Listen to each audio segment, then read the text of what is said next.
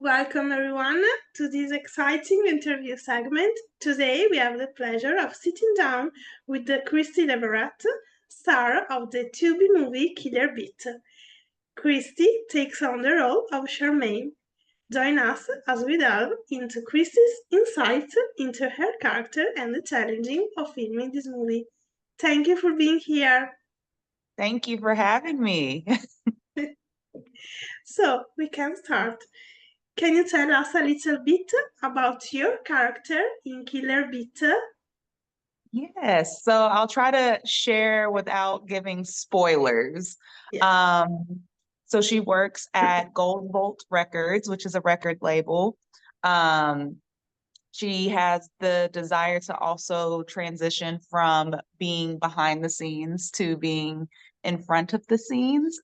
She has the desire to be an artist one day. And, I think they can appreciate her penmanship, but not quite, they don't quite see the star quality she has. So she's battling with, you know, constantly seeing other artists flourish while she's also wanting to be in the spotlight at the same time. So it's a struggle for her. Okay. And what initially attracted you to your role in the movie? Yeah, so I did a lot of praying on this role before I accepted it. Um, but as somebody asked me this the other day, I'm like, who wouldn't want to play a villain at some point? Or, somebody that you may consider as the bad guy or, what have you. But I think she's a very relatable character. I think people have had something stolen from them, whether it's creative work or I don't know, somebody stole my shoes or whatever. So I think it's relatable on that aspect as well as heartbreak, whether that's with a person or something you love to do. I think everybody's experienced that. So I feel like she was a very relatable character and a character I wanted to explore. Yeah, great. And what do you think makes this movie so special and captivating? Oh man, the crew and the cast on this one, I mean, the quality of the film overall is just amazing. The cast, every single cast member was super talented. Our lead, Stakaya, she wore both hats of a true artist and an actress. Once you see the performance scenes, they look like real music videos. So it's very believable where, sometimes you'll see a film and you could tell it's like a film trying to make a music video. No, these are real artists. Even the without giving too many spoilers, the opening scene, Terrell, he's an actual rapper too. So it's awesome to see people just shine in what they do. And you can tell everybody this was a film that people were excited to come back to because we just got off of the strike. So everybody was excited to be at work, excited to take on these characters, and it's nice to see the fruits of our labor. Great. And what do you hope audiences take away from watching the movie? Let's see. I might take the selfish standpoint of my character and just say, um, to go after what you love, chase your dreams, work hard, and yeah, hopefully it's inspiring to people, whether they're rappers or singers or actors or anybody in the creative field, to really just go after those dreams, because you're just one no away from your yes. Great. And what was it like working with the rest of the cast on set? Say that one more time. What was it like working with the rest of the cast on set? Oh, it was great. It was like, for the most part, I've been very blessed and fortunate to work with amazing cast and crew on just about every project I've worked on, but this one was special. Um, Even one day we all decided to go. We have something here called Juicy Crab, which is like a crab boil place where you go and get like your crab legs and like your seasonings and your corn and your potato. So most of the cast went out and had dinner, and then we went and played pool and we cultivated like a relationship off of set, which I think helped for it to be that much more believable on set. So it was fun. It was great to work across from such talented actors, which also pulled, I think, the best out of me for Charmaine as well. Great. And what can you tease about your character journey? What, you say that one more time? What can you tease about your character journey? Oh, what can I tease about it? Yeah.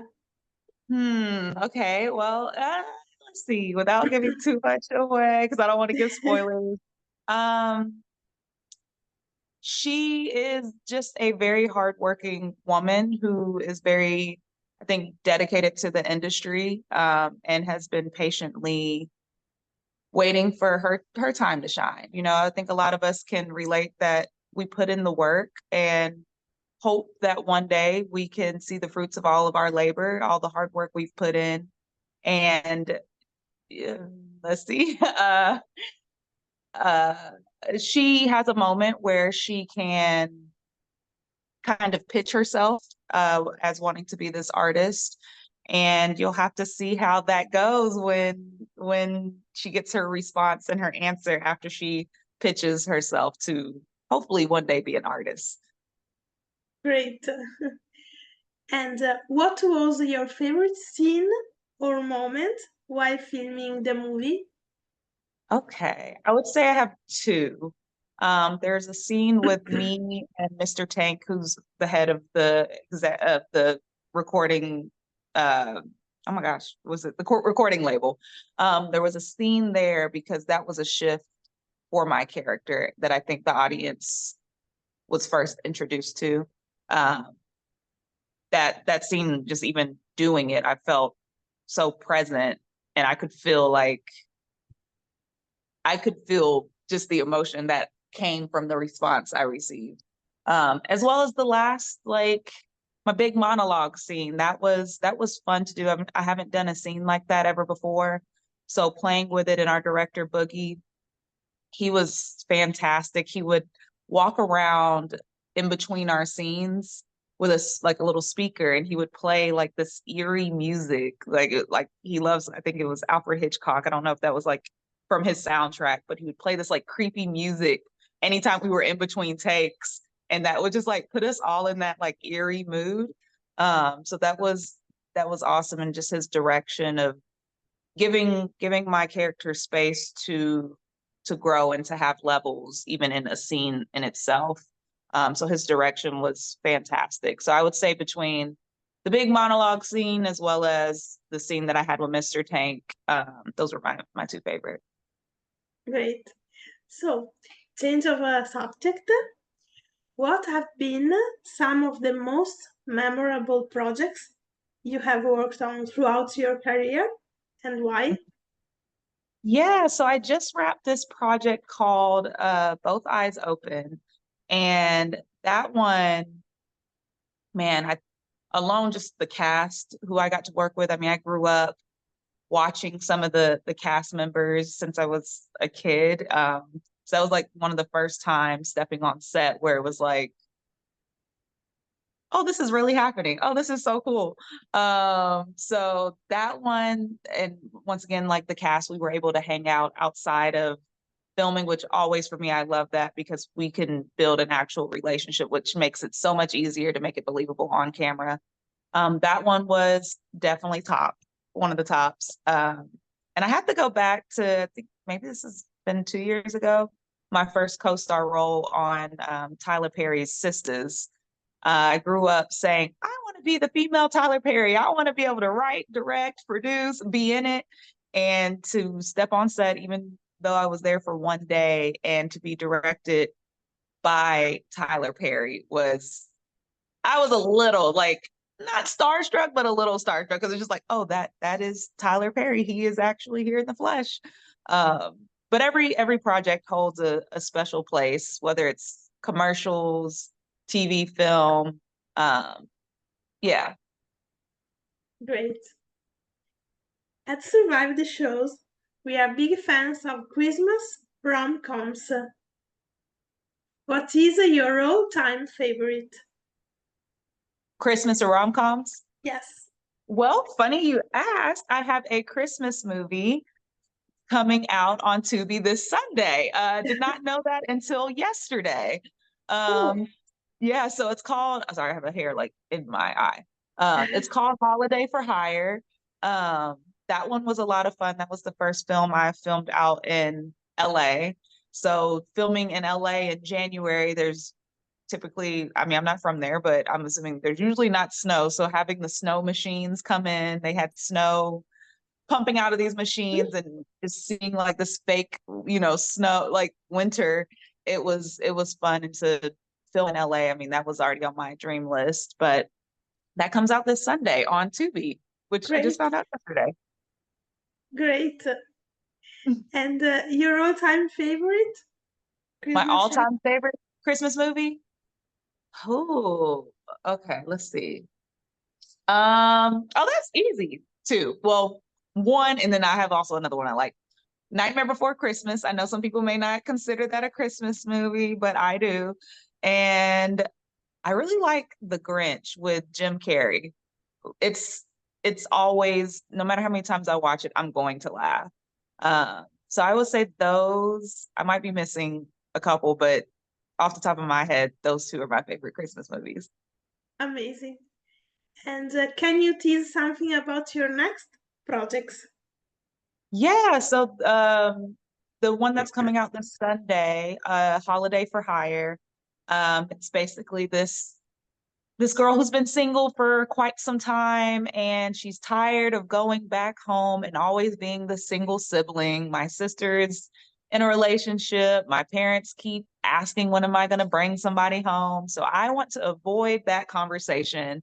And I have a roommate who has this clever idea of, well, why don't we just like put you out there? And I'm thinking she's joking. Wake up the next morning, she put me on this like database um, for you to hire a date.